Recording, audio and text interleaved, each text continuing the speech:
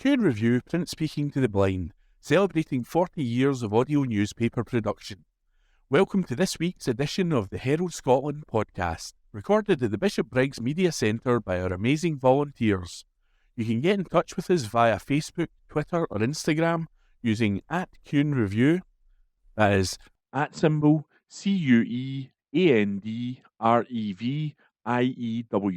You can also contact us directly by emailing information@cunereview.com.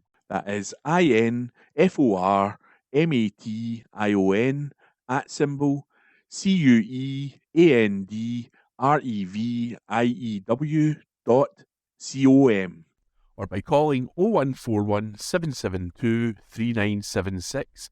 That's 0141 772 3976. The Herald, Wednesday the 6th of August. Glasgow homelessness crisis bursting at the seams. An exclusive article by Rebecca McCurdy. Glasgow's homelessness crisis is bursting at the seams, with a leading charity boss warning the council over the quality of temporary accommodation. Josh Littlejohn, founder and chief executive of Social Bite, an organisation aiming to end homelessness, has warned Glasgow City Council it must reconsider how it spends money allocated to tackle the housing emergency. It comes as the Herald revealed that the local authority breached its statutory obligations to provide accommodation to people experiencing homelessness. The council refused accommodation to 753 individuals between April 1st and June 1st, while more than £7.7 million was spent on housing the homelessness in hotels and B&Bs. Glasgow City Council also breached the unsuitable accommodation order 1,465 times between January 1st and June 9th this year with the use of B&Bs. Mr Littlejohn told the Herald these figures were staggering and revealed the scale of the city's homelessness had exploded. We have got huge numbers of people, including children and families, trapped in this temporary accommodation system, and the council is bursting at the seams with the lack of options for people. Those numbers have now brought us to crisis point. We need more innovative thinking, longer-term thinking around investing in solutions rather than the short-term sticking plaster of putting people in B&Bs and hotels. There is an urgent need to look at the homelessness accommodation provision and how the money is spent so that we can invest to ensure there is adequate accommodation, he said. We shouldn't have to send people to B&Bs and hotels. The harsh reality of it is that there's very little alternative out there. People will end up on the streets unless they can find a sofa to crash on. The Herald also revealed 8,383 people, including 3,154 children, were in temporary accommodation in the city on June 9th, 2025. That is 4,126 households, with 2,117 homelessness people living in hotel or bed and breakfasts.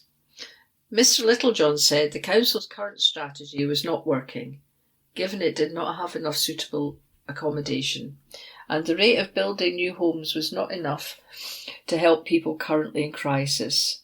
The long-term solution is to increase the supply of housing. That's very much a 20-year horizon, realistically, he said. What we've learned is that you can invest the money in trying to provide a better quality of support, and if you do those things, people do find their feet, and they do stabilise their lives and build positive relationships, and ultimately they can hold down their own tendencies. He added, it's not like the money is not there. There was £7.7 million spent on hotel and B&B accommodations. The money is still being spent, but it goes to a B&B owner, and they will invariably be privately owned properties, often owned by unscrupulous landlords without any support available for the people at all. They often meet the bare minimum accommodation standards, which affects people negatively if they find themselves there for a long period of time. If we're already spending the money on really expensive options for people, then with a bit of a longer-term view, could we build high-quality options for people, and could we invest in different charities to support people?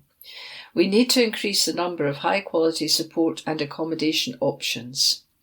A spokeswoman for Glasgow City Council said, "We are fully aware of the issues surrounding homelessness. there has been continual increase in the number of people seeking assistance and temporary accommodation in Glasgow since August 2023. As a consequence, we've had to rapidly increase the availability of emergency accommodation, including the use of B&Bs. While this has prevented an increase in rough sleeping, it's not a situation we should wish anyone to be in. We are working hard to reduce our use of temporary accommodation and with the city's housing associations to increase the number of houses made available to homeless households. Last year, more than 3,500 households moved on from homeless accommodation, a figure we hope to improve on. We are also investing significant resource in preventing homelessness in order that people don't lose their home. We are more than happy to discuss with Mr. Littlejohn how he can best assist the partners working in our city to tackle homelessness. The Herald, Wednesday the 6th of August. From the news section. Scottish Government under fire over £4.4 million ferry fund impact assessment. An exclusive article by Andrew Lermouth. The Scottish Government is under pressure to explain why an impact assessment for its controversial £4.4 million ferry compensation fund has not been completed, despite claims it had been. Details of the long-awaited Island Business Resilience Fund, or IBRF, for cafes, shops, hotels and other tourism-reliant firms affected by cancelled ferry sailings were outlined at the end of June. Crucially, only 8 islands will be eligible. The IBRF offers grants of up to £35,000 to firms on South Uist, Colonsay, North Uist, Eriskay, Benbecula, Berneray, Grimsay and Arran. To qualify under the criteria used by the Scottish Government, islands have to suffer more than 15% of service cancellations across 3 seasons, far above the 7% average across the CalMac network. However, islands where there has been a significant drop in capacity with smaller vessels, meaning fewer visitors, are not eligible. Businesses on Tiree, Iona and Mull have questioned the methodology and whether ministers have complied with legislation. Under the Island Scotland Act 2018, public bodies have a duty to have regard to island communities when exercising their functions.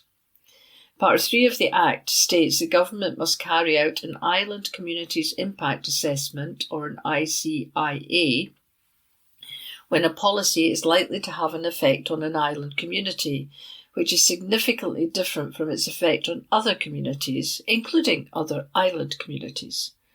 Last month, the government said an ICIA had been carried out and would be published by the end of the month. The deadline has now passed. Responding to a Freedom of Information, or FOI, request from the Herald for a copy of the assessment, the Scottish Government said it was unable to provide it as the document is currently pending completion and will be published in due course. Joe Reid, chair of the Mull and Iona Ferry Committee, said he had also submitted an FOI request and had been told something different. The businessman has now written to Transport Secretary Fiona Hislop. He told the Herald, was this support fund properly assessed under the terms of the Islands Act, or was it not? After seeing the answer the Herald has received, it is clear we have 2 different truths coming from the Scottish Government. In response to Mull and Iona Ferry Committee's FOI, we were told that an Island Communities Impact Assessment had been completed and that it would be published soon. We now read the response to a separate FOI that offers a different story. That the ICIA has not been completed, but is due to be completed soon. Both responses cannot be right. What we do know is that the Business Resilience Fund is desperately needed by many island businesses across the Hebrides, who are suffering the consequences of ferry mismanagement. But the majority of those islands, including Mull and Iona, are being denied access to it. It is a divisive and arbitrary scheme that does not satisfy either the Islands Act or common sense fairness. Despite consultation being the central pillar of an ICIA, none has been performed. We are now unsure if that lack of consultation indicates that the ICIA was incompetent or non-existent. Either way, the Scottish Government are demonstrating not just how toothless and irrelevant the Rhode Islands Act really is, but how ignorant and distant they are from the problems they have created. Scottish Lib Dem MSP for the West of Scotland, Jamie Green, said, "I think we need some honesty out of the Scottish Government. A host of island communities like Mull and Iona missed out on funding and feel that they have been unfairly excluded, as have mainland communities. We have seen their ferries and its associated business disappear over the years. When the government announced the list of islands that would be included, they should have published the impact assessment at the same time. The current holding message will lead people to think it was never conducted at all and that they are being given the runaround." The Scottish Government has been approached for comment. Applications for IBRF are managed by Highlands and Islands Enterprise, or HIE, with the deadline set for midday, Sunday, September the 3rd. Decisions and payments are expected by Thursday, October the 31st. The West Coast Ferry network has suffered years of disruption with an ageing fleet and delays in delivery of new vessels, repeatedly affecting services. This is from the Herald Scotland of Wednesday the 6th of August 2025 from the business section. Brewdog ad banned after implying alcohol could stop loneliness. This article is by Josie Clark. A poster for Brewdog has been banned for implying that alcohol could overcome boredom, loneliness, or disappointment. The ad for the brewing firm's Wingman beer, seen in May, featured the headline, "Brewdog, always got your back," and continued underneath, "Some things in life go AWOL. Wi-Fi fails, the weather turns hostile, and your buddy's 5 minutes turns into a full-scale delay. But Wingman stands firm. Always on station, always mission ready, always got your back, because every great operation deserves a great wingman." The Advertising Standards Authority received one complaint that the ad implied that alcohol was a remedy for disappointment, suffering, and isolation. Brewdog said the ad did not imply that the beer provided comfort, relief, or escape from any form of distress, and positioned the product as being of reliable quality rather than a remedy or coping mechanism. It also did not believe the ad claimed or implied that the beer had any therapeutic or mood-altering effects, or that the ad suggested alcohol was essential or a priority in life. The ASA acknowledged that the ad had an Air Force theme, including the product name, references to always on station, always mission ready, and some of the imagery which included a bird wearing a flying jacket, helmet, and goggles. The watchdog noted Brewdog's comments that the ad positioned Wingman Session IPA as being of reliable quality and acknowledged that the scenarios presented in the ad, Wi-Fi outages, unexpected bad weather, and a friend running late, were mundane and everyday annoyances. It said, however, "We considered that those scenarios which would likely result in a person having to wait for an outcome outside of their control and having their day interrupted in a negative way, were likely to result in people feeling frustrated and bored, potentially lonely, and would be likely to be viewed as problematic. We considered that although the ad used metaphorical language to evoke Wingman's reliability, consistency, and a sense of camaraderie, the scenarios presented were real-life problems that were likely to impact people in a negative way, and the implication was that Wingman was a solution to overcoming those problems that were likely to result in boredom, frustration, and potentially loneliness. For those reasons, we considered the ad implied that drinking alcohol could overcome boredom, loneliness, or other problems, and concluded it breached the code. The ASA ruled that the ad must not appear again, adding, "We told Brewdog to ensure their future ads did not imply that drinking alcohol could overcome boredom, loneliness, or other problems." A spokesman for Brewdog said, "We acknowledge the ASA's ruling on our recent Wingman advert, and we are disappointed with the outcome, which we believe does not reflect the spirit or intent behind the campaign. That said, we won't be running the ad again." That article was by Josie Clark. This is from the Herald on Thursday, 7th August 2025, from the News section. Man who hacked Scottish computers charged in Switzerland, by Gabriel Mackay.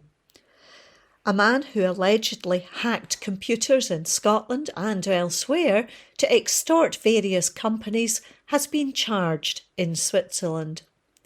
A 51-year-old has been indicted for alleged cybercrime for a total of 10 ransomware attacks between December 2018 and May 2020. Such attacks see hackers access data, encrypt it, and demand a ransom to decrypt it again. The man, a Ukrainian living in Switzerland, is alleged to have been part of an international criminal ring which attacked companies in Switzerland, France, Norway, Scotland, Canada, the Netherlands, and the United States. Some of the companies paid a ransom in Bitcoin to retrieve their data, with the largest single amount being 41 million Swiss francs, or £38 million. The total damage caused is believed to be around 130 million francs, or £121 million, with a total of 12 people arrested in connection. The man has been indicted by the Zurich Public Prosecutor's Office and will be tried for extortion, various computer crimes, money laundering, pornography and other crimes. Prosecutors are asking for a 12-year sentence and for him to be expelled from Switzerland. The date of the trial before the Zurich District Court has not yet been set. That article was by Gabriel Mackay. This is from the Herald on Thursday, 7th August 2025, from the News section. Pro-Palestine protester has draconian Glasgow ban lifted. An exclusive by Stuart Patterson. A pro-Palestine protester has had a draconian city centre ban revoked. Sean Clerkin had accepted bail conditions after he was arrested at a protest in Nelson Mandela Place last month. He was not to enter the city centre and was to appear at Glasgow Sheriff Court on October 7th. Mr Clerkin was arrested for displaying a sign that read "Genocide in Palestine, time to take action," with the words Palestine and action in larger letters. He was arrested under the Terrorism Act for allegedly showing support for Palestine Action, a group proscribed in the UK. Mr Clerkin appealed the bail conditions as excessive and draconian and said it would interfere with his work as a tenants' right advocate for the Scottish Tenants Organisation. Today at Glasgow Sheriff Court, the conditions were rescinded. Before any hearing could take place, the Procurator Fiscal Depute issued him with a letter. It stated, "A decision on whether criminal proceedings are appropriate has not yet been taken, but I have decided that you do not need to come to Glasgow Sheriff Court on October 7th. You do not need to appear in court in terms of your undertaking, and any additional conditions which you accepted as part of your undertaking will no longer apply from the end of today's date." Outside the court, Mr Clerkin said the decision was a victory. He said, "This is a major victory in the right to protest in a democracy. It was a draconian ban and symptomatic of a move towards a police state. Everyone who believes in liberal democracy has to stand up. It's about ending the genocide in Gaza and stopping children from starving to death." He repeated his statement that his protest was about democratic rights. Mr Clerkin added, "I'm not a member of Palestine Action, and I do not support the use of criminal damage which they carried out." But he said the group should not be proscribed. He added, "I do not want to see other organisations proscribed who are non-violent direct action." That article was an exclusive by Stuart Patterson. This is from the Herald on Thursday, 7th August 2025, from the News section. Study to see if Gaelic gives school leavers career advantage, by Gabriel Mackay. A new study will seek to establish whether learning Gaelic gives school leavers an advantage in their careers. Researchers at the University of the West of Scotland will examine the impact of Gaelic medium education, or GME, which is currently available in 17 out of 32 Scottish local authorities. The project will take place this autumn in 2 phases, comprising of group interviews with senior phase S4 to 6 pupils in GME across several local authorities, and an online survey asking GME school leavers aged 17 to 25 about the impact GME has had on their career decisions.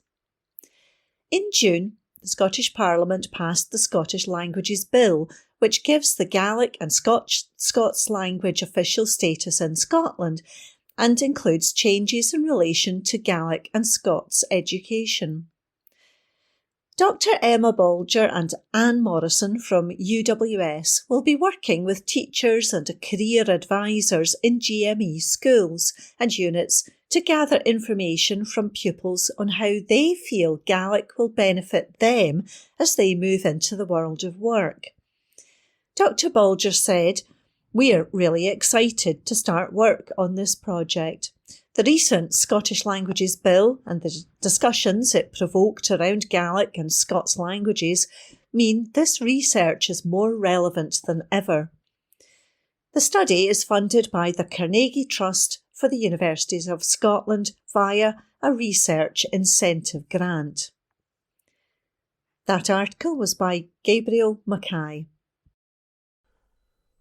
From the Herald Scotland, Sunday the 10th of August 2025, from the Politics section, exclusive, Ross Greer, Forbes exit makes post-election SNP Greens deal easier.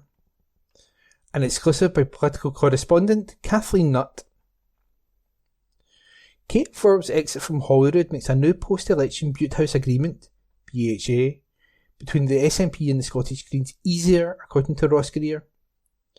The Scottish Greens West of Scotland MSP made the assessment after Ms Forbes announced on Monday she would not be standing for re-election in May 2026. Ms Forbes, who has a 3-year-old daughter and 3 older stepdaughters, said she wanted to spend more time with her family.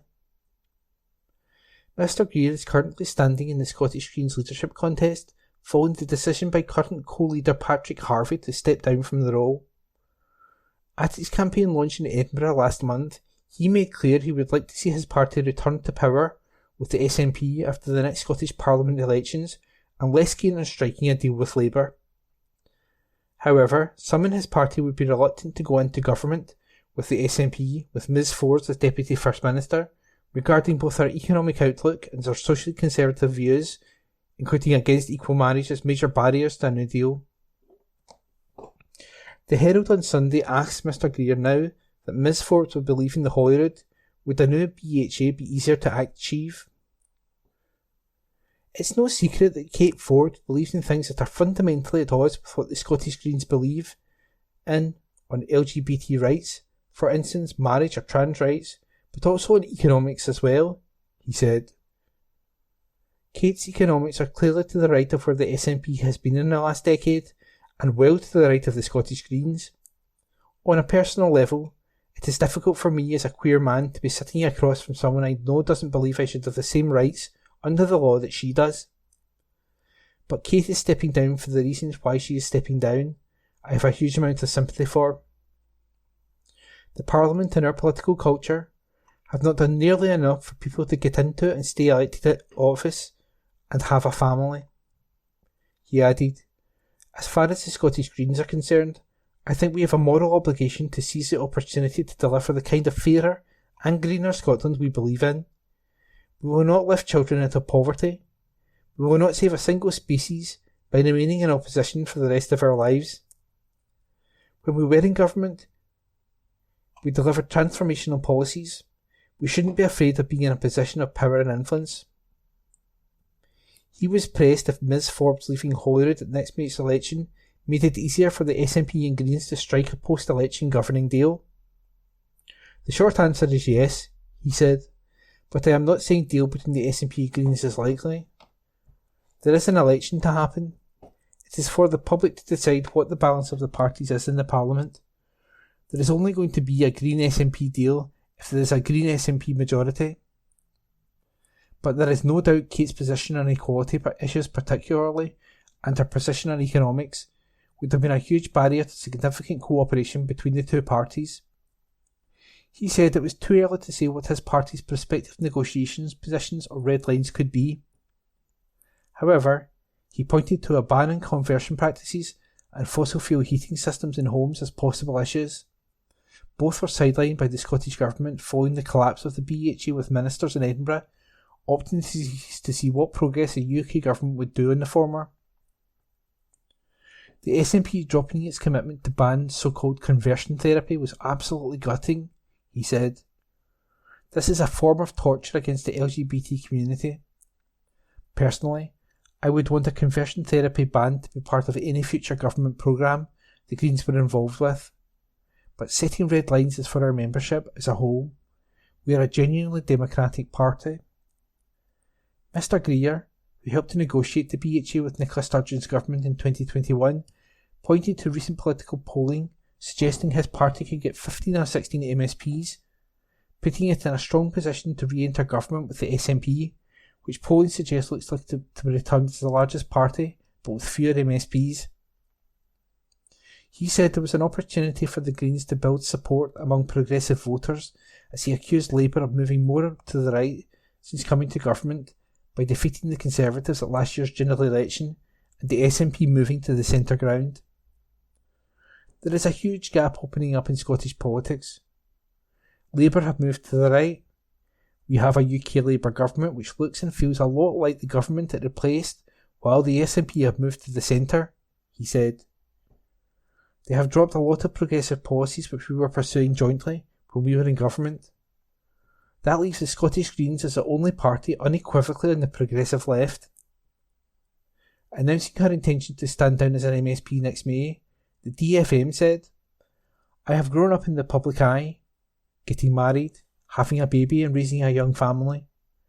I have consistently put the public's needs ahead of my family's during that time.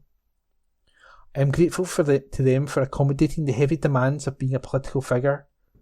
Looking ahead to the future, I do not want to miss any more of the previous early years of family life, which can never be rewound. Scottish Labour Deputy Leader Jackie Baillie said, the Scottish Greens gave up the last of their credibility during their shambolic stint in government. Labour has ended over a decade of devastating Tory austerity and is delivering the greatest upgrade to workers' rights in our generation and a publicly owned energy company. The truth is, only Scottish Labour can put an end to the SNP failure and deliver a new direction for Scotland, our public services, our economy and our environment. The SNP was approached for comment, and that article was an exclusive by Kathleen Nutt. From the Herald Scotland, Sunday the 10th of August 2025. From the politics section, exclusive. George Galloway to stand as candidate at Scottish Parliament. An exclusive written by Rebecca McCurdy. George Galloway has told the Herald he intends to make another political comeback by standing as a candidate in next year's Scottish Parliament election. The veteran parliamentarian leads the Workers' Party and has announced he will top the candidate list in Glasgow. Journalist Yvonne Ridley, a previous member of Alex Salmond's Alba Party, will also contest the Glasgow Pollock seat, which is currently held by former First Minister Humza Yousaf. Speaking exclusively to the Herald following a party summit meeting in Scotland, Mr Galloway said his party plans to contest Glasgow's South Side, the seat of Nicola Sturgeon, who is stepping down in May. He said, "We're going all out for it and we've got a lot of support." Asked if he was confident of winning, he said, "I wouldn't say confident." He added, "We're hopeful that we can win in it. We're going to put everything into trying to do so." He added his party had a growing movement in Glasgow, but had also had people come forward to ask if they can stand in seats in Inverness and Edinburgh. But these seats in Glasgow are currently a number one target. He told the Herald, adding, "We're strong there." Mr Galloway founded the Workers' Party of Britain in 2019, having previously led the now defunct Respect Party. He was a member of the Labour Party until 2003 and had served as an MEP across 5 different constituencies, including Glasgow Hill Head between 1987 and 1997, and Glasgow Kelvin from 1997 to 2005. He then was elected in the Bethnal Green and Bow constituency in 2005, before losing in the 2010 general election. He returned for a 3-year stint as MP for Bradford West, winning a by-election with Respect. The 70-year-old shocked in February 2024 with a by-election win in Rochdale, after he focused his campaign at Muslim voters. He lost the seat at the July 2024 general election. His Holyrood campaign will strongly focus on the crisis in Gaza and the end to Israel's campaign. The veteran politician has also said he would back a second referendum on Scottish independence. He has been a long-standing opponent of Scottish independence and toured the country in the run-up to the 2014 referendum to back the No campaign. While he still does not back independence, he said Scots have a right to a referendum, with Mr Galloway pledging his party would run the election on a mandate for the plebiscite. This is not the first time he has contested a seat in the Scottish Parliament. He stood as a candidate for a regional list seat in Glasgow in 2011. He is a close ally of former First Minister Alex Salmond, writing on X that his Workers' Party would shake things up. He wrote, "After the demise of Alex Salmond, Scottish politics became a dull place. Lily-pushing politicians, who nobody would cross the street for, but we are back and ready to shake things up." And that article was an exclusive written by Rebecca McCurdy. From the Herald Scotland, Sunday the 10th of August 2025, from the news section. Nicola Sturgeon, "I should have paused gender reforms." Written by the political correspondent Rebecca McCurdy. Nicola Sturgeon has admitted she should have paused controversial gender reforms in an emotional new interview. The former First Minister is speaking to ITV News as she prepares to launch her memoir, Frankly, on Thursday, August 14. The Gender Recognition Reform Scotland Bill has become one of the most controversial pieces of legislation in recent years. While it was passed cross-party in Holyrood, it was blocked by the UK government because of the implications it had on reserved equality legislation. It aimed to simplify the process for a transgender individual to legally change their gender, removing the need for a gender dysphoria diagnosis. Gender rows have erupted in recent years, culminating in the Supreme Court ruling that the terms woman, man, and sex related specifically to biological sex. In a new interview with the broadcaster, Ms Sturgeon said, "I didn't, I think, anticipate as much as I should, or engage as much as I should, on some of the concerns that might then be triggered. At the point I knew it was becoming, or felt it was becoming as polarised, I should have. I say in the book I wonder if I should have. I'm going to say it categorically. I should have said, right, okay, let's pause. Let's take a step back because I fervently believe that the rights of women and the interests of trans people are not irreconcilable at all. I should have taken a step back and said, how do we achieve this? ITV News at 10 presenter Julie Etchingham asked the former First Minister, so you're basically admitting that you should have just paused that legislation? Ms Sturgeon clarifies, paused, yes. She has previously rejected calls to apologise to critics of her gender self-eye, arguing she fundamentally and respectfully disagreed. The Scottish Government lost its legal challenge over the use of a Section 35 order of the Scotland Act from Westminster. It was the first time in history that the veto power had been used to block Scottish legislation. The legislation caused friction with Ms Sturgeon's own party. Ms Sturgeon's candid interview, which will be broadcast on STV on Monday at 7 p.m, also became tearful as she recalled the memory of her now estranged husband Peter Morrell being arrested for the first time in an SNP Finances probe. He was first arrested in April 2023 but was released without charge. However, he was later re-arrested and charged with embezzlement a year later. Ms Sturgeon and former party treasurer Colin Beattie MSP were also arrested in 2023 but are no longer under investigation by Police Scotland. She told ITV News she saw her home look like a murder scene after a blue forensic tent was erected outside her home. The Glasgow South Side MSP, who is stepping down in May, said, I don't really have a clear memory of that because I think I'd gone upstairs to get myself ready. I genuinely don't know whether the fact that I don't have a clear image of that in my head is because I didn't witness it, or that I have kind of somehow blocked it out. It wasn't until I got to my mum and dad's that I saw the pictures of my house looking like a murder scene, effectively. The former First Minister becomes visibly emotional, wiping away tears during the interview. She added, I'm sorry, I'm just working out that it's really hard to articulate how I felt that day. I had this sense of horror and upset at the shame of it all. On her arrest in June 2023, she was asked what it was like to go from a lauded female First Minister to walking into a police station for questioning. She replied, horrific, part of me just closed down. Excerpts of her memoir published so far revealed Ms Sturgeon has never considered her sexuality to be binary, as she dismissed claims of a 2020 affair with French Ambassador to the UK, Catherine Colonna. Ms Sturgeon said in the ITV interview that it was just my view of the world and the way people are.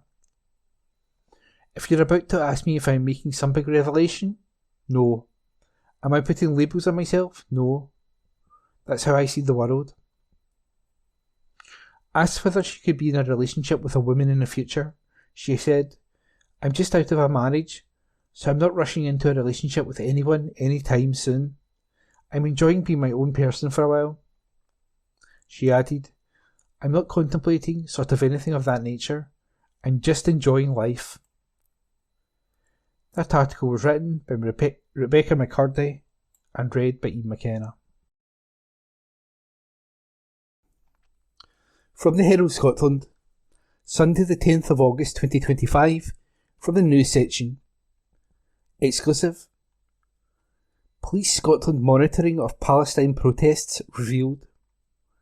This article is an exclusive by Josh Pizzuto-Pomako. Police Scotland launched a nationwide operation to deal with potential disorder at pro-Palestine protests in the wake of the October the 7th attacks, a series of internal emails has revealed.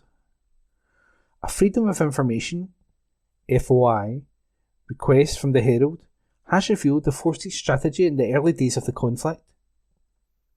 Dubbed Operation Tarlac, the coordinated approach was developed by the National Police Chiefs Council (NPCC) and sought to support local police and counter-terrorism forces to ensure public safety and community cohesion.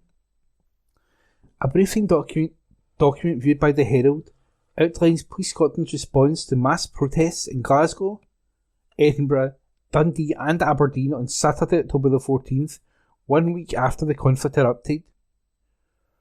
A command centre was set up in Govan after the force received intelligence of a potential counter-protest and disorder on the morning of the 14th. Operational notes explain that 250 people gathered in Aberdeen and 300 to the streets in Dundee, while 500 people marched in the Scottish Parliament in Edinburgh. Meanwhile, approximately 6,000 people gathered at the Buchanan Street steps before proceeding to the BBC's headquarters on Pacific Quay. No counter-protest was identified, and all events ended peacefully. Assistant Chief Superintendent David Robertson told colleagues, "In spite of significantly greater numbers than anticipated, the event passed off peacefully with a proportionate policing deployment. It resulted in only one fixed penalty notice for a breach of the peace directed towards officers.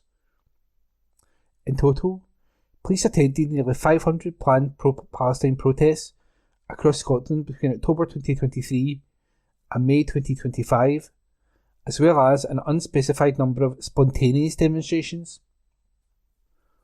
Officers were called out to 178 protests in the Greater Glasgow region, as well as 98 in the North East, 75 in Edinburgh, 54 in Tayside and 46 in Dumfries and Galloway.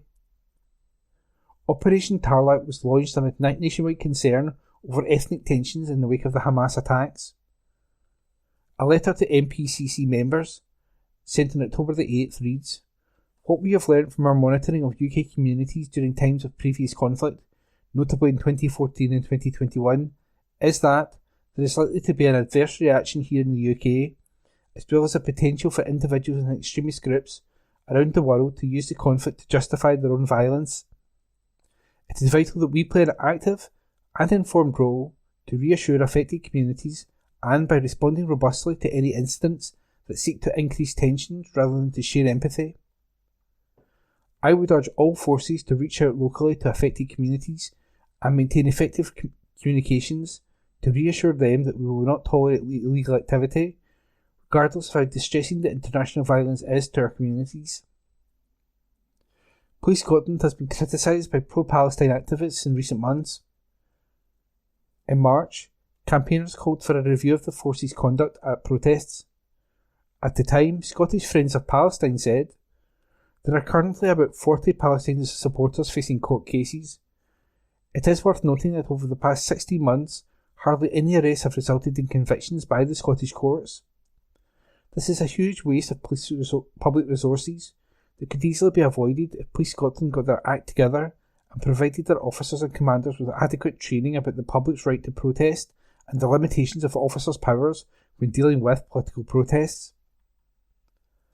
Others have spoken out since the Palestine Action Group was prescribed in July. Kimberly Davidson of the Scottish Palestine Solidarity Campaign told the Herald that activists have had to have difficult conversations in the wake of the ban. She said, "There is a very clear approach that has been taken by police up and down the UK. People have been arrested for wearing t-shirts, and others have been challenged by police over Palestine flags and anti-Israel placards. More than 200 people have been arrested across the UK on suspicion of expressing support for Palestine action since the ban came into force."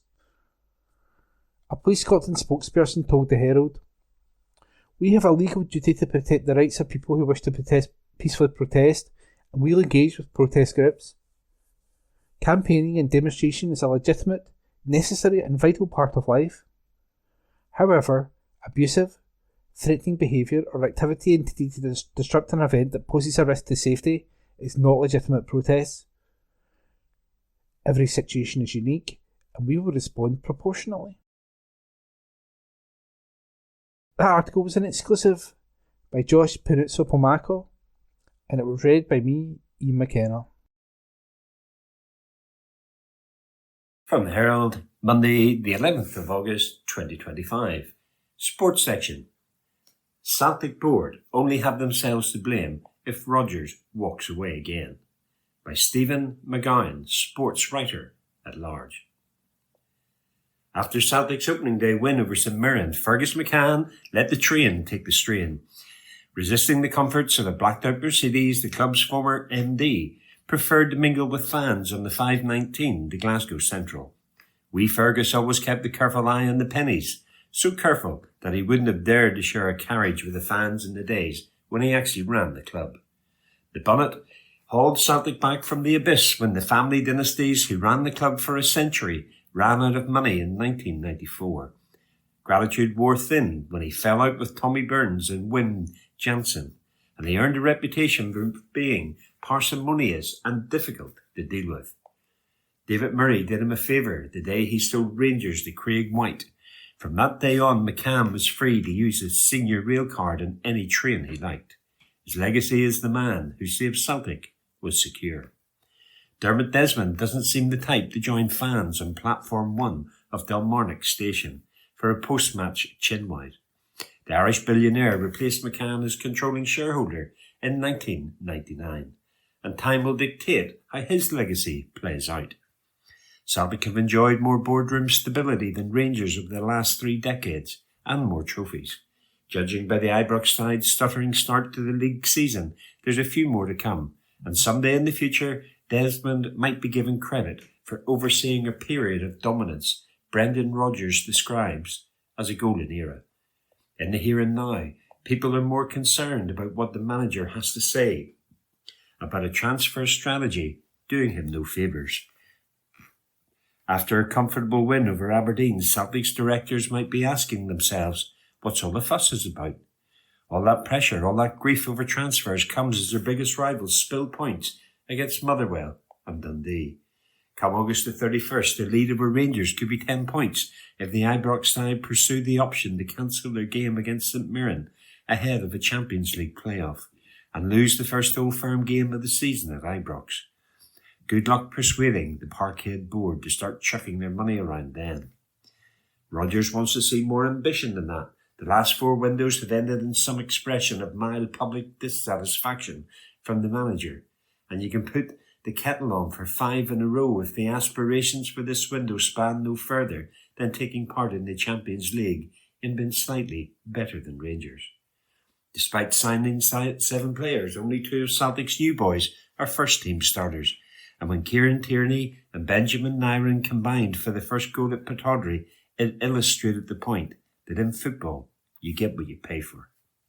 5 minutes into his second stint as manager, Rodgers was asked for his thoughts on the window, which delivered Nat Phillips, Paolo Bernardo, Louis Palma, Gustav Lagerbeck, Mac Naroki, Kwon Hyuk Kyu, Yang Hum Young, Tomoko Awati, Marco Tilio, and Odin Thiago Home.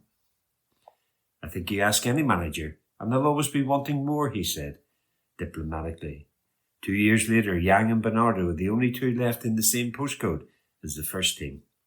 The following window passed with just 2 new signings. Adam Ida arrived on loan from Norwich, and Kuhn signed in a permanent deal. Once again, supporters, like the man who signed him, felt shortchanged. Rodgers offered the view that the club could be a little braver in terms of bringing in another level of player, adding, you bring in players for a minimal fee, and they make the club a lot of money.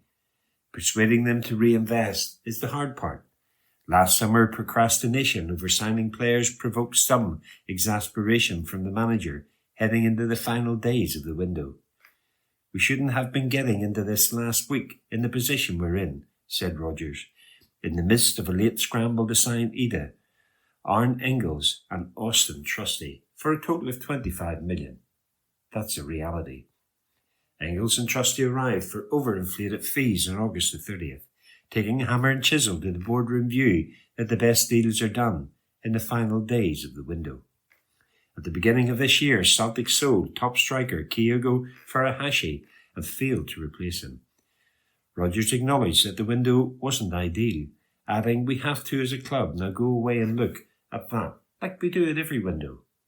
The champions reported cash reserves of 65.4 million last December, and 2 months ago into this current transfer window have raked in about 25 million from sales. As yet, they have spent around 3 million on new players, and while they'll bring in more in the final weeks, it's far from clear they'll do it in time for the Champions League signing deadline. The failure to get a couple of wingers in the door already is hard to fathom. They lost Giota to serious injury and sold Kuhn to Como for 17 million. And as soon as the football department identified Jakob Brum of Go Ahead Eagles as a player worth signing, it was up to the men in grey suits to get the deal done, instead of sucking in their breath and kicking the tires like time wasters on the forecourt of the local second-hand car showroom. Fixated with securing value for money offers of 1.5 million, 1.75 million plus add-ons, then 3 million went in for a player valued somewhere between 5 and 6 million. As yet, Brum is no closer to moving to Glasgow, and he's not the only player to be scouted, approved by the football department, then vetoed by money men who don't appear to trust their judgment. The 7th anniversary of Terminator Day passed on Saturday. In August 2018, Rodgers sat arms folded in a breeze block changing room in the Lennoxtown Training Centre and began the long goodbye. Failure to land John McGinn from Hibernian was less significant than what it is said about the bigger picture. Asked what might happen if he felt the club were failing to move forward and progress, Rodgers was emphatic. My job is done then.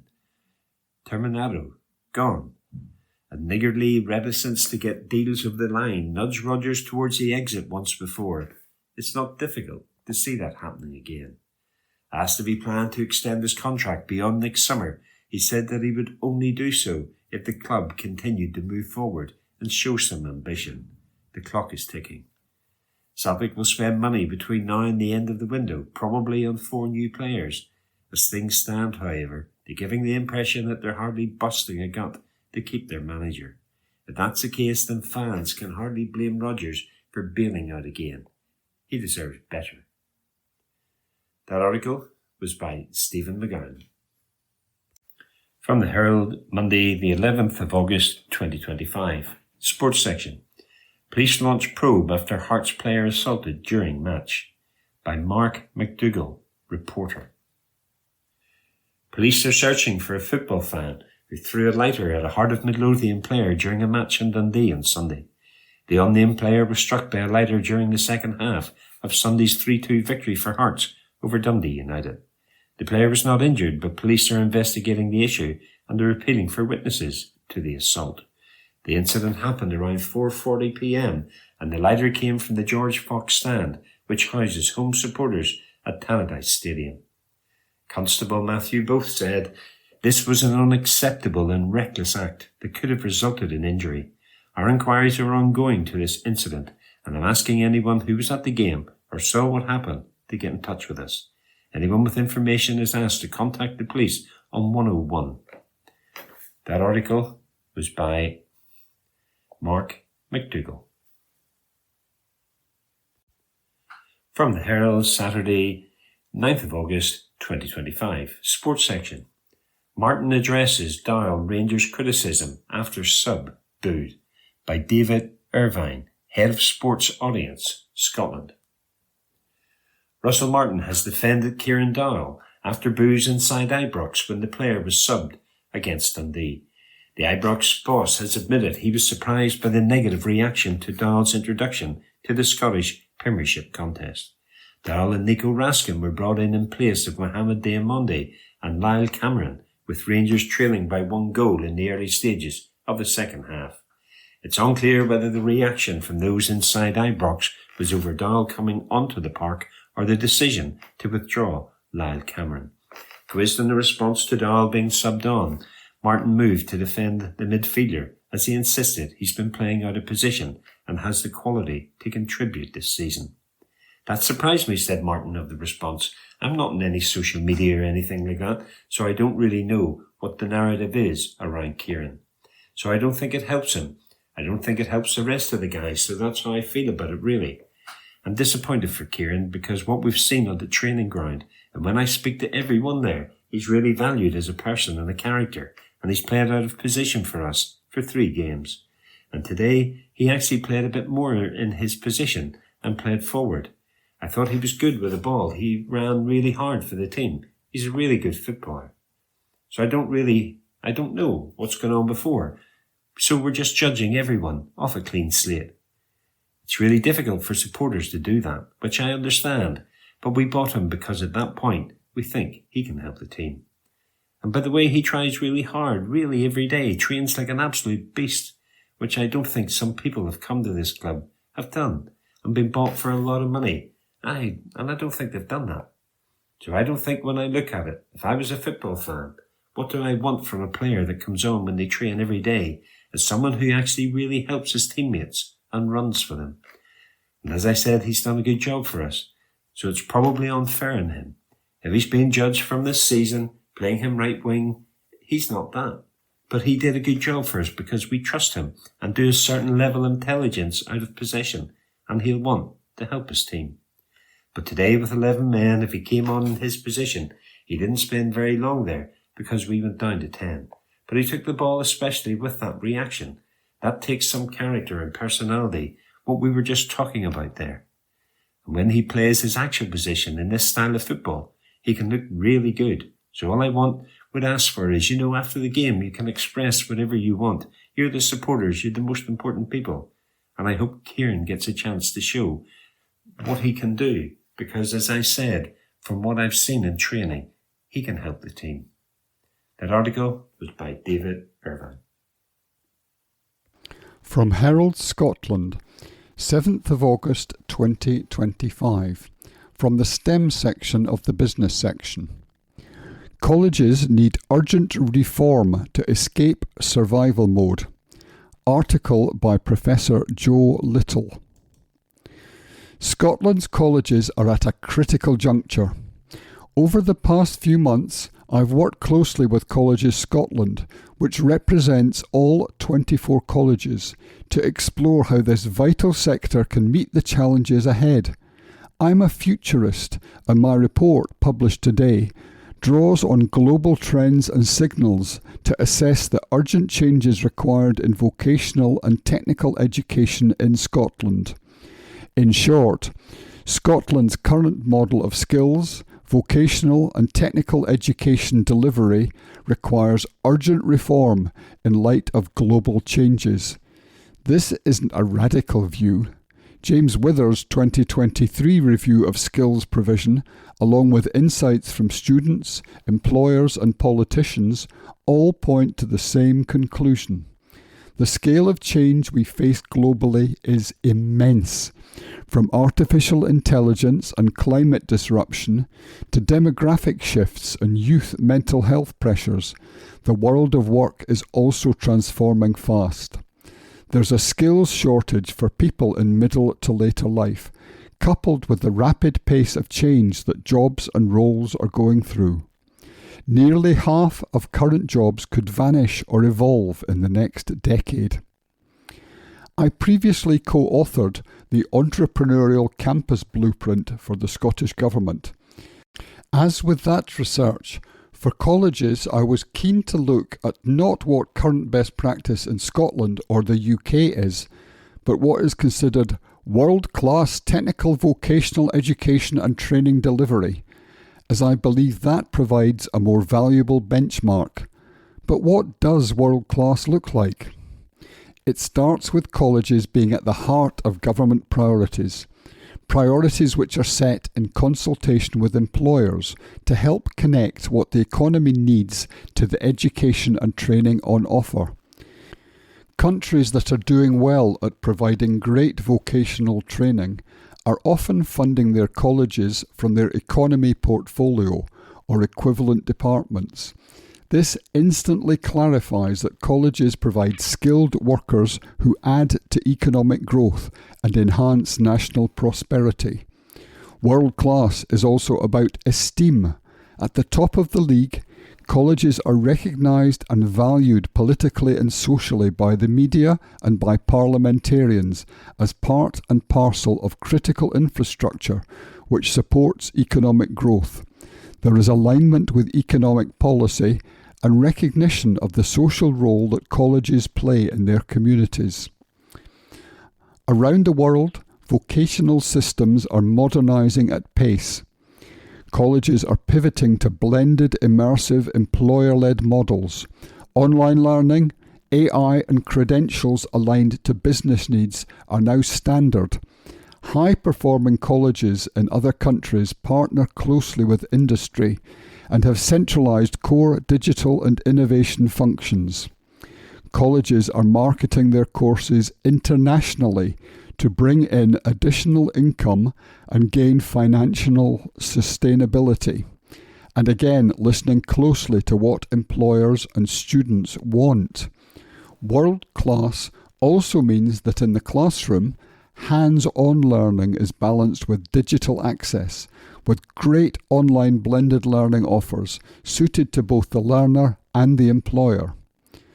And as organisations, colleges that are thriving in other places are resilient, nimble, and recognised for what they truly are, engines of transformation. Currently, however, colleges in Scotland are in survival mode. But Scotland could turn this around.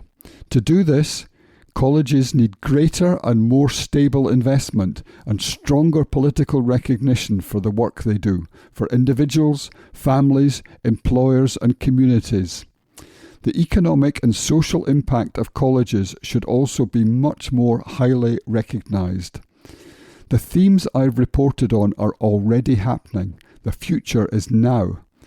I'm clear this future should include colleges at the heart of a world-class technical vocational education and training system in Scotland.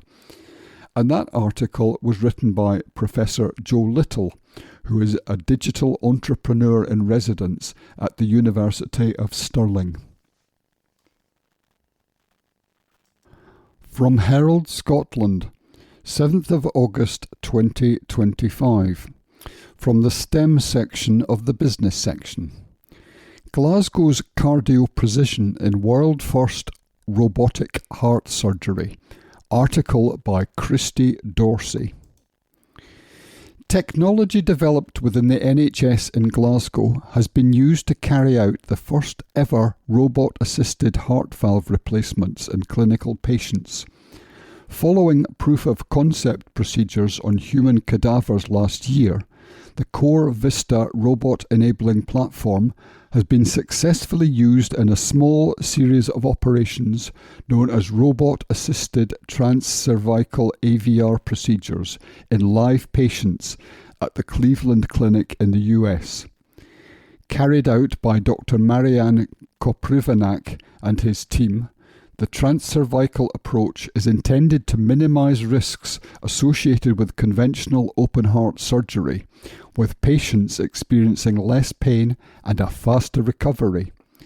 It allows the implantation of either sutureless or conventional sutured valves through a tiny incision in the neck. Core Vista is the intellectual property of a company called Cardio Precision, which was spun out of NHS Greater Glasgow and Clyde and InnoScot Health in 2007. InnoScot is funded primarily by the Scottish Government to help identify and develop healthcare innovations from the 155,000 professionals working across the NHS in Scotland. Dr. Koprivanak said Core Vista is a significant advancement offering a minimally invasive alternative for patients with aortic valve disease. Combining the artificial heart valve with this new surgical technology means patients should experience less pain and less time in the hospital following heart surgery, he explained. In fact, we believe that this may be one of the least invasive surgical heart valve replacement options available.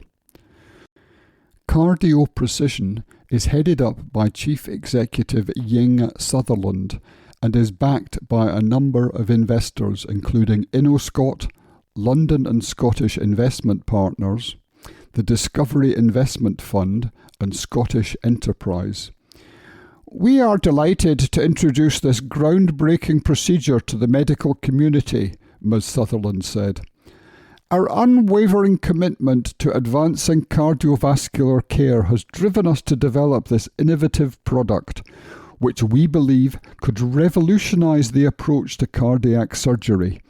This is a significant milestone for Cardio Precision, and we look forward to more exciting developments ahead. Early clinical data was presented by Dr. Koprivanak at the annual meetings of the American Association for Thoracic Surgery and the International Society for Minimally Invasive Cardiothoracic Surgery earlier this year. We congratulate Cardio Precision on its landmark breakthrough in robotic-assisted aortic valve replacement, said Graham Watson, chairman of InnoScot Health. It represents a vital step in producing improved outcomes thanks to minimally invasive techniques for easier procedures, much quicker healing, and fundamentally making patients' lives better.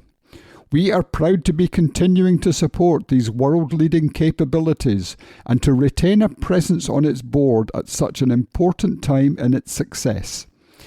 And that article was written by Christy Dorsey. From Herald, Scotland, 9th of August 2025. From the STEM section of the business section. OnePlus Nord CE5 review. A battery that just keeps going. Article by Sean Dimmock. What is it? A mid-range smartphone with great features at an accessible price. Good points? The Nord CE5 sports a generous 6.77-inch Full HD Plus AMOLED display, offering immersive and smooth visuals thanks to the 120Hz refresh rate. Powered by the 4nm MediaTek Dimensity 8350 Apex chipset, the device delivers reliable performance and can comfortably handle games up to 120 FPS. Combined with up to 12 GB of LPDDR5X RAM, multitasking and intensive applications feel snappy. Equipped with a hefty 7,100 mAh battery, which provides usage that lasts over a day and a half before needing to be charged. With 80 watts SuperVOC charging, it goes from empty to full in under an hour.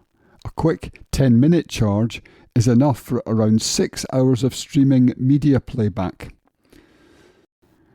The 50-megapixel main camera with OIS, paired with an 8-megapixel ultra-wide sensor, captures crisp and steady photos. Video recording supports up to 4K at 60 FPS, offering good flexibility for creators.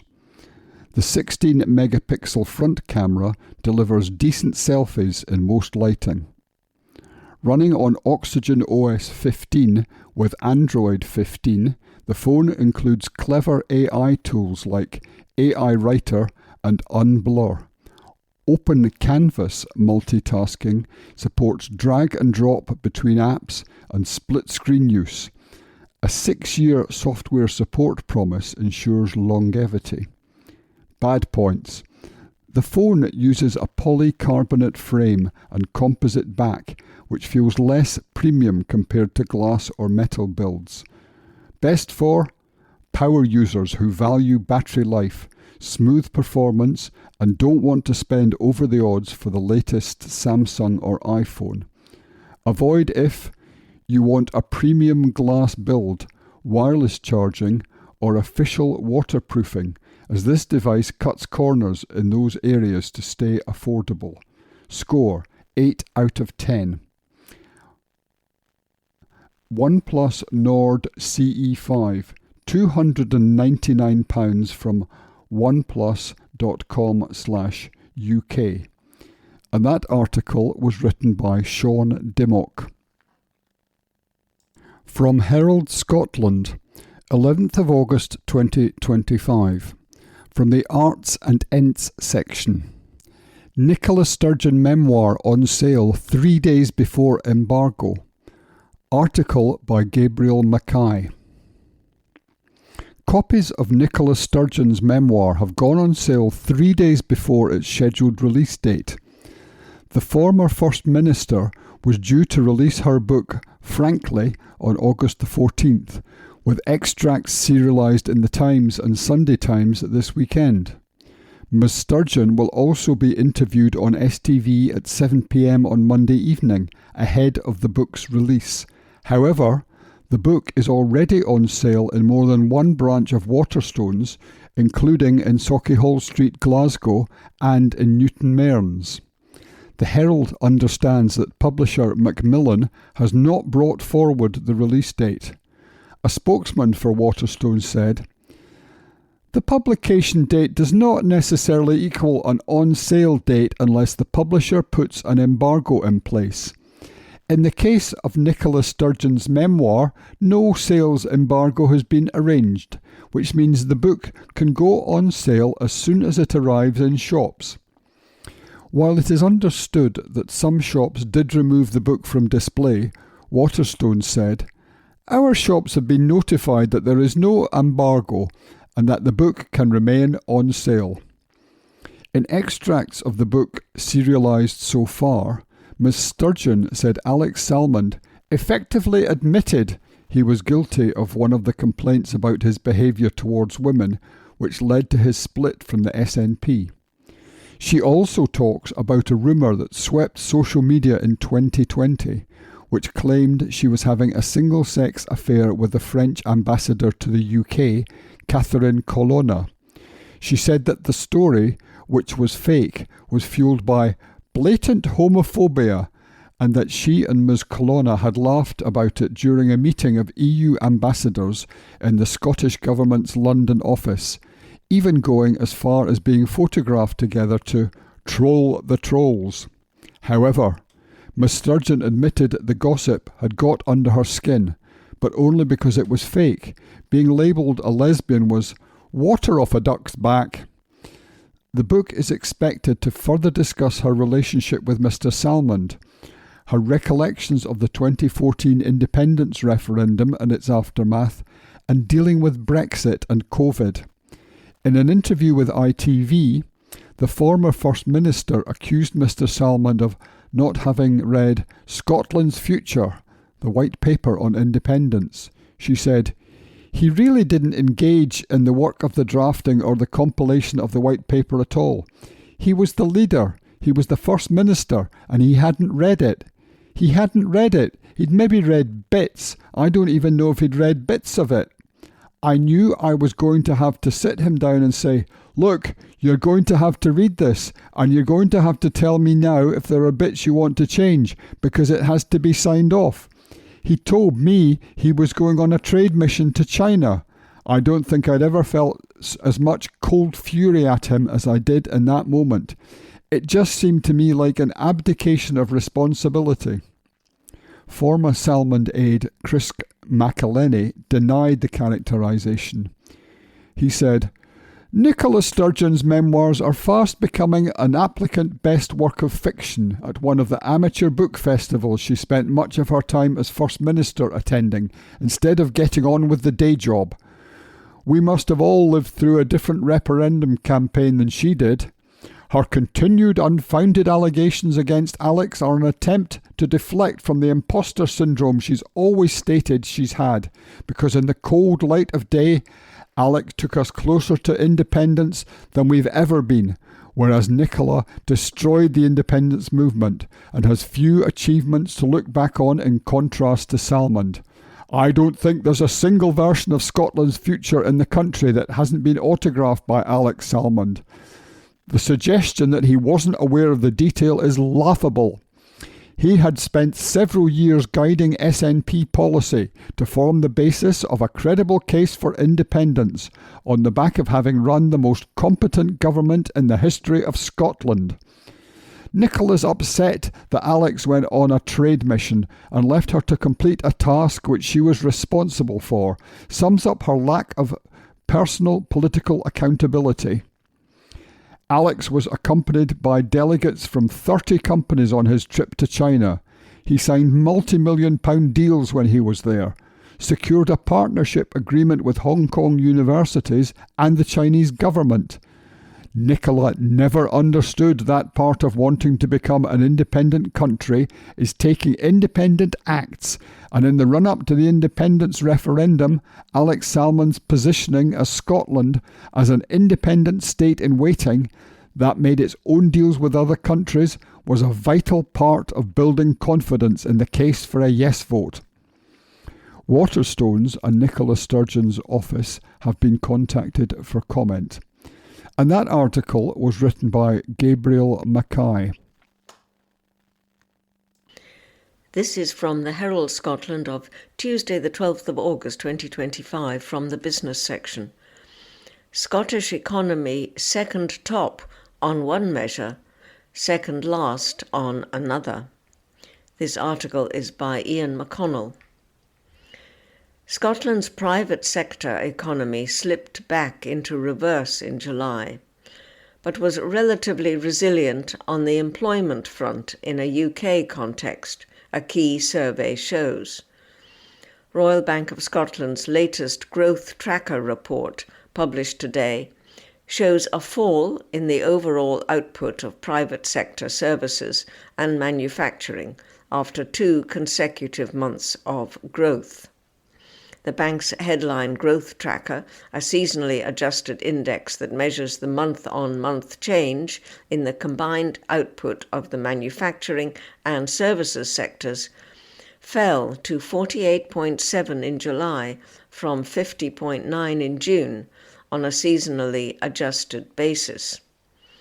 Royal Bank noted that positively, underlying data showed that the recent decline in manufacturing output had slowed. It added that services activity had ticked down slightly after growing solidly in both May and June. Scotland was placed 11th out of 12 UK nations and regions in July in terms of the month-on-month change in its business activity. 7 English regions achieved rises in business activity, with London posting the strongest increase. The other 5 nations and regions covered by the survey saw declines. Meanwhile, Scotland was second out of the 12 UK nations and regions in the Employment League table, behind Northern Ireland, which was the only one to see an overall rise in private sector staffing. The decline in employment in Scotland was slight compared with the falls recorded in the other 10 nations and regions of the UK to post drops in staffing. Royal Bank owner NatWest said, "Challenging labour market conditions persisted across most parts of the UK in July. Employment fell in nearly all areas, dropping particularly sharply in Yorkshire and Humber and the northwest of England. Northern Ireland went against the trend and recorded solid workforce growth, while Scotland also showed some resilience on the job front. Scotland was the only part of the UK to post a rise in outstanding business, the volume of orders or projects awaiting completion, the survey showed. This was the first increase in outstanding business recorded by Scotland for more than a year, and was viewed by Royal Bank as a positive sign in terms of the employment outlook. Drops in outstanding business occurred in the other 11 nations and regions, which the bank declared was a sign of underutilised capacity across the rest of the UK. Scotland recorded the slowest rate of increase of prices charged for goods and services among the 12 nations and regions, registering the softest rise for a year, the survey showed. Judith Cruikshank, who chairs Royal Bank Scotland's board, said, "The start of the second half of the year largely mirrored the conditions observed in the first 6 months of 2025, with some positive signs in the services sector seen alongside more challenging conditions facing manufacturers." Encouragingly, the accumulation of outstanding work, which points to pressure on business capacity, could create opportunities for job growth in the coming months. Notably, the uptick in backlogs marked the first increase in 14 months, with Scotland defying the broader UK trend. Moreover, while nearly all parts of the UK highlighted challenges facing local labour markets, Scotland emerged as one of the few areas demonstrating resilience. She observed that Scottish firms have also displayed flexibility regarding pricing. Ms. Cruikshank said, "Although cost pressures have intensified, charges for Scottish goods and services increased at a softer pace, marking the weakest rise in a year. In light of current demand headwinds, Scottish firms are trying to stay competitive, even at the expense of their own profit margins, it may seem." Sebastian Burnside, chief economist at NatWest, said, "There were pockets of solid business activity growth across the UK in July, namely in London and the east of England. In total, 7 areas saw business activity rise in July, and several more were in or close to so-called recovery territory, with July's performance either in line with or better than the trend over the past 6 months. The results were achieved amidst a backdrop of demand headwinds and stubbornly high price pressures, with firms across the UK indicating growing challenges when it comes to winning new business, as well as cost increases that continue to outpace the long-run average." He added, "Local job markets continue to feel the effects of the recent instability and the rise in labour costs, with employment falling in most areas in July. Nevertheless, a rise in growth expectations across the majority of nations and regions suggests that there's a sense amongst businesses that the worst of the disruption from the hikes in national insurance and tariff uncertainty has passed." That article was by Ian McConnell. That concludes this week's edition of the Herald Scotland podcast. Please remember to subscribe to our channels at Tune Review and to tell your friends about our service.